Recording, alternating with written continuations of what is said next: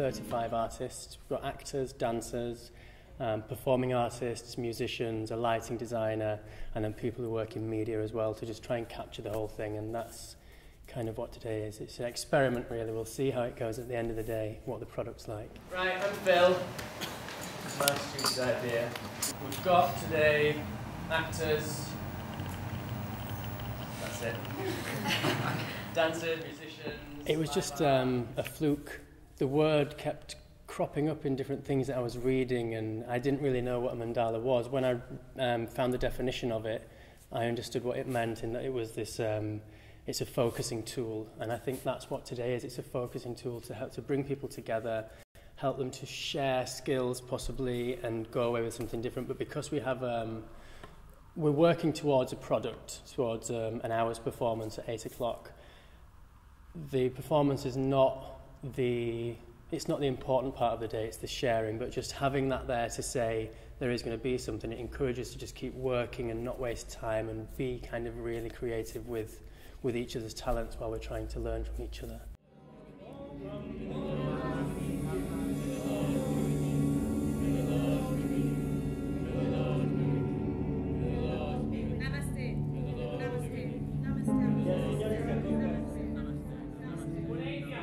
The concept is kind of about ritual and prayer and routine and that repetition of ideas. Well, I think it's a very interesting field because many people might say that they're not religious, but even so, I think there's always a feeling of an entity or of a supreme energy or universe or entity of whatever you want to talk about. So I think this concept of ritual and religions is it's a very controversial subject, especially nowadays, and it's interesting. Like, it was a great topic to use for today because of so many different voices. You could have so many different views in it, and for me particularly, I am religious. I do believe in a God, and that's my personal view on it. You know, that's what I believe. But also because I'm Italian, so I guess it comes with my nationality and my parents. But it's great at the same time being able to just let go of that maybe for one day and just have a look at it from a different point of view, or just from without needing to label it. That's one thing that very often happens with religions, and it's not maybe the best thing sometimes. Amen. Amen. Amen. Amen.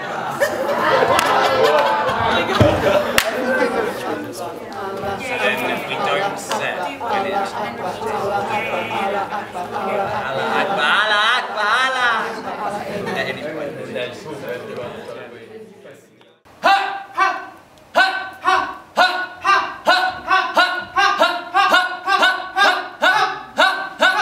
not very good at it. You get the idea. It's a kind of ricochet.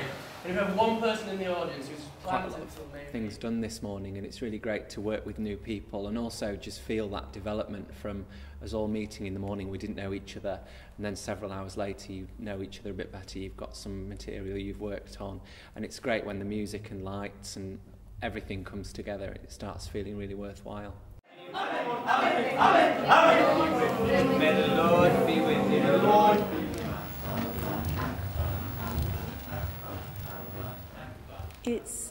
It's important to connect with other creative people in your area, because you rarely create work I rarely create work that's just single discipline. Also, as a performance artist, it's really useful to be able to steal ideas from other art forms. I think that's one of the things that performance art does, is that you can perform being anything. And I love spending time with dancers because they know how to use their bodies, and so it's sort of like a skills swap. It's a great opportunity to get to know and meet other artists who are not necessarily all dancers, or at the same time meeting other dancers that you don't know. And there's no big pressure in terms of having to have a complete perfect product at the end. So although there is going to be a product, there's no pressure of having it completely polished and perfect. And it's so rarely sometimes you get a chance to play around and experiment with other people, and I think this is a great chance for that, to just play around and experiment and see what happens. I'm the Lord! You can't turn your back on me! Endure hardship as discipline. I want to take out the awkwardness out of it. You know, because we've got just 12 hours to do what we're doing, I think that there isn't time to be, I'm just going to go up to this person and say, hi, I'm Phil, I'm a dancer, and trying to sell myself in that way. Instead, we come in, we see everybody working, and then later on might think, I know a dancer, I've worked with them. And because all their details should already be on our website, you have to register on the Artists North website to be part of the project. So there's already that, the networking's kind of been done for them, and they're just here to advocate that skill. I think it probably happens in all fields, that you get wrapped up so much in your little niche or in your little bubble, that as much as you try to do something different, it's just a bit more difficult, really. And so I think it's great to have inputs from other people that do things that you might not be very familiar with or that you might not know very well, because it all increases you as a person and as an artist. It was hard to get the people interested at first, so a lot of the people who are here, maybe 50%, do kind of know of each other, but I hope that I've at least introduced new people into their mix and maybe introduced them to a new kind of way of working, a new art form that they haven't tried before, to just step out of their box and challenge themselves out of their comfort zone is what I want them to be. So you've got the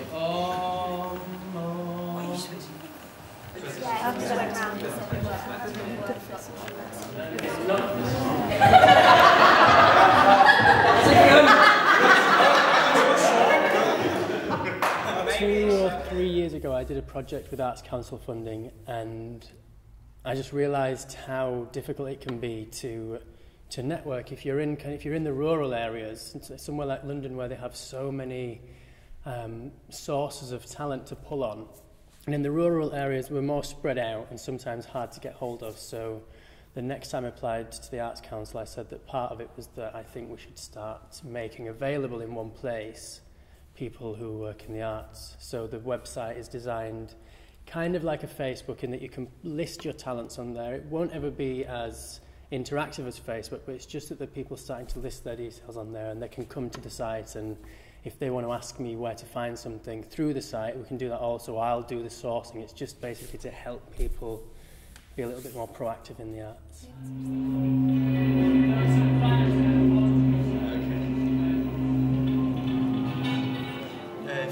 you want to fix that? Do we have to fix it?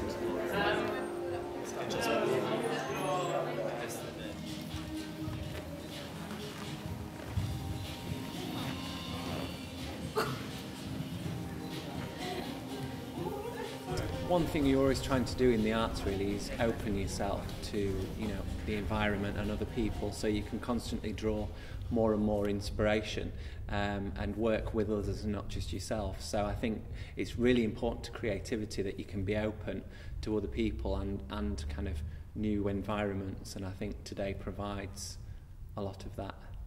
Give yourselves like a spacing suggestion so you can kind of start clumped up. You might all just spread out, you might travel collectively around the room, entirely up to you, so it's just free.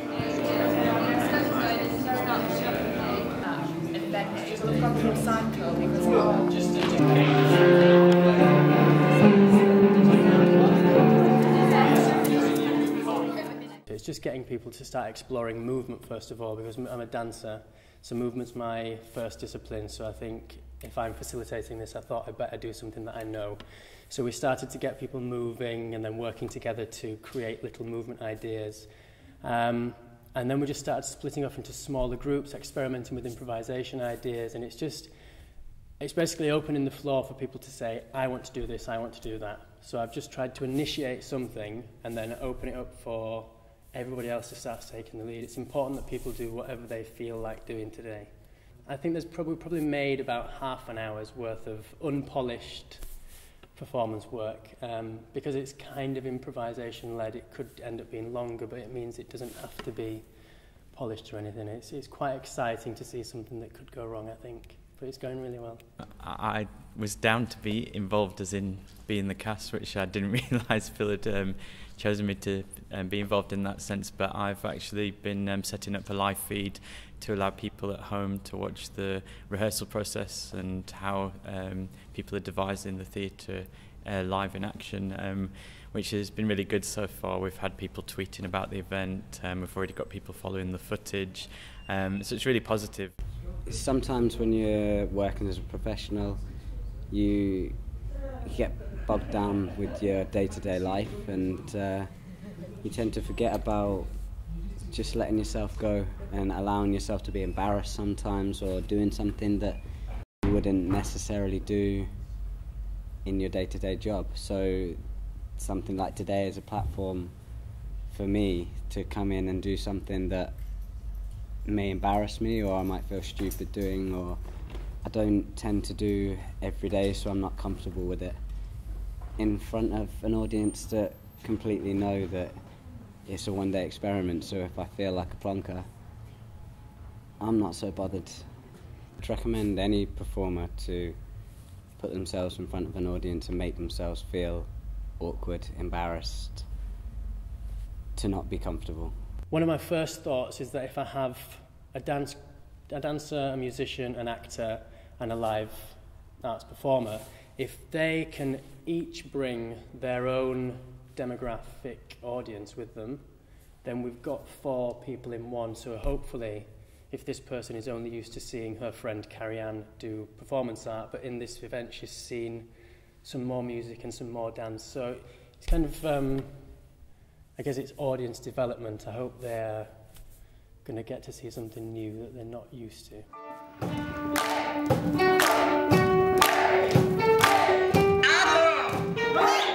We haven't had any kind of anything. We've just literally seen what they're doing on stage, and we've kind of just set a key and have kind of improvised, and it's been weird how it just all naturally comes out of nothing. Just got involved in this project through meeting Phil, and really just came upon it, and he said it was a collaborative project with 40 odd people, so we didn't know quite what to expect, but I quite like just working in this way. Just for the counting, maybe a little bit faster the first half. I think the diversity of the disciplines involved in this piece is absolutely amazing, and I think the best thing about Mandala will be the adrenaline that people are having at the moment, and I think that'll really push them, that ticking clock and the adrenaline will really push them to create a really powerful performance. Can you look with the light? Connect with the Lord there. He's connecting with the Lord. Peter Parker Jones, okay. Now, listen to me now. I'm going to ask you a question. When you in the darkest hour, in the darkest room, and you flick on the light, what going to happen? A dream will happen. Not quite the answer you're looking for. Okay, you in the dark place. You in the dark room. Oh, no, down in the corner, looking at you, red eyes. Oh, into your soul. Flick on the light. Oh, what you gonna do? Gonna get a fire extinguisher and extinguish the devil out.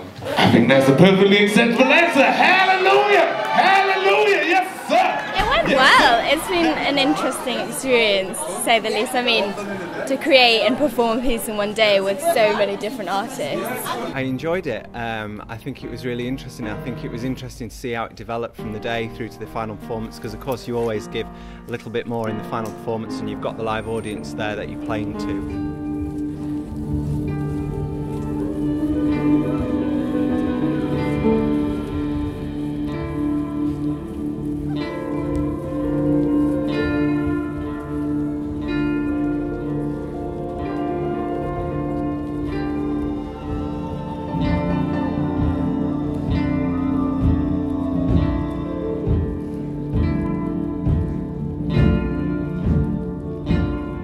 Our backgrounds and our practice of working as solo artists a lot of the time, it was amazing to be in a collective environment where it was shared ideas, 12 hours to make a show, and then you get an audience at the end of it.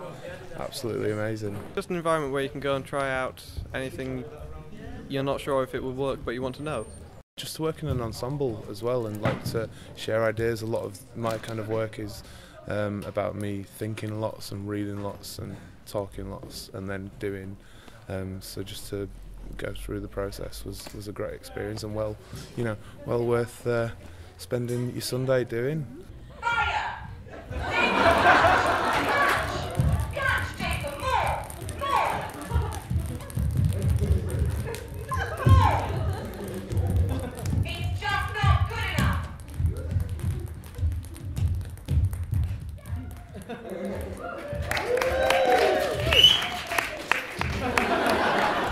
Great performing experience and it's a great making experience. Stanley and Audrey Burton Theatre is a really lovely theatre as well, and it's in this gorgeous building as well, so it's also nice to just come and kind of perform somewhere that's a professional venue, and yeah, just really come away with an authentic experience. Seeing the music being created whilst we are improvising around, it's fantastic. Having actors or performers, just live act performers, is incredible. Because dancers, yeah, we do use our voice and our acting skills, but we're not actors, and the voice is definitely not our first tool. The body is our first tool. So having somebody next to you that really challenges you in that way is great, and a great source of inspiration. Working with these professional dancers has been amazing. You know, making material and just improvising, and it's just what I love. So, anyone creative, go in the room with other creative people and see what happens.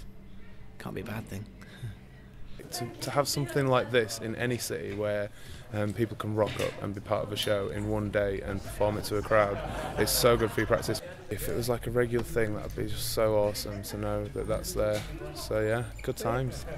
Just go to the website www.artistsnorth.co.uk, sign up to be a member, which immediately gives you access to more of our features. There's interviews there, there's going to be how to do this, how to apply for arts funding, or how to start a project. It's going to be that kind of thing to help people launch.